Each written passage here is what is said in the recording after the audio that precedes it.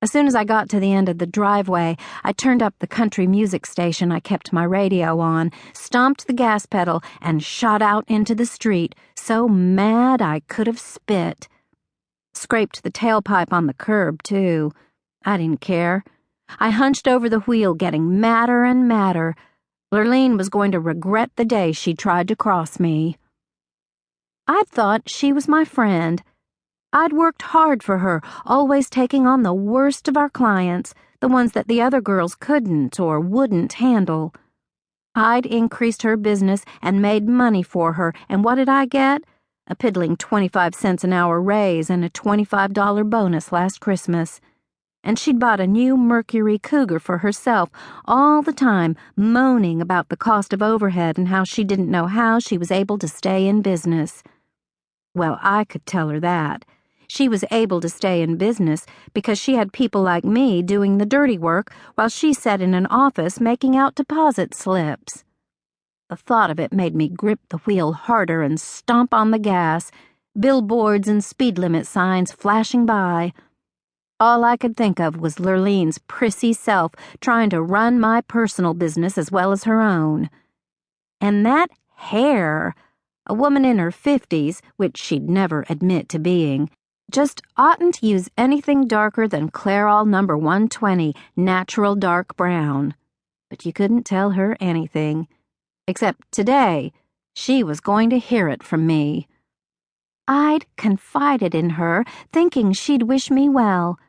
But no, she couldn't stand for anybody to better themselves.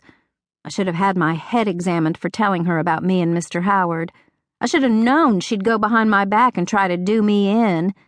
Why, I just bet she'd been on the phone to Junior as soon as I got out of her office, my heart singing with the joy of a future as the second Mrs. Howard Connard Sr.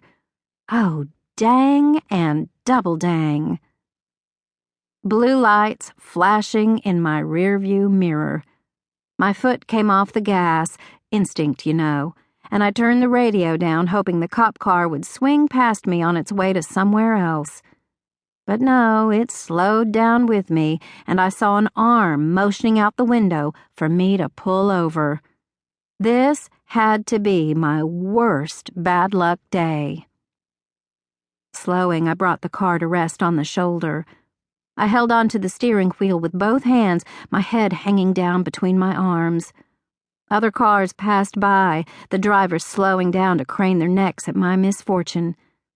I sat there avoiding their eyes and wondering what else could go wrong on this awful day. I couldn't afford a speeding ticket. I couldn't take time off from work to go to court, and it wouldn't do any good if I did. Lord, I was about to cry until I raised my head and looked in the side view mirror.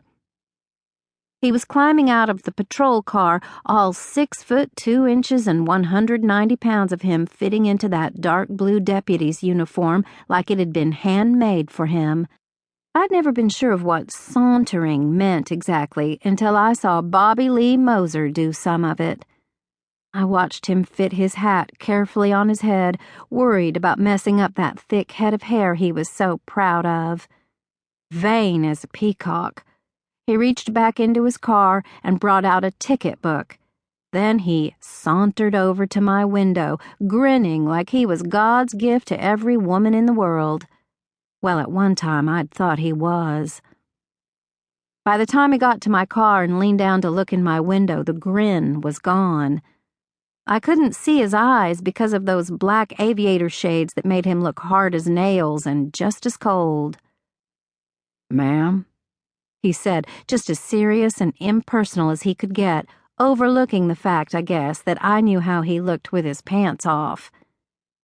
"Do you know you were doing 60 in a 45 zone? I could have your license for that. Now where are you going in such a hurry?" "Bobby Lee," I said, "I don't have time to mess with you. Just give me a ticket and let me go." Or, better yet, I said, cocking my head and giving him a sweet smile, reminding him of times past. "Why don't you just give me a warning? I promise to slow down, and besides, I've never gotten a speeding ticket before, and you wouldn't want to ruin my record, would you?"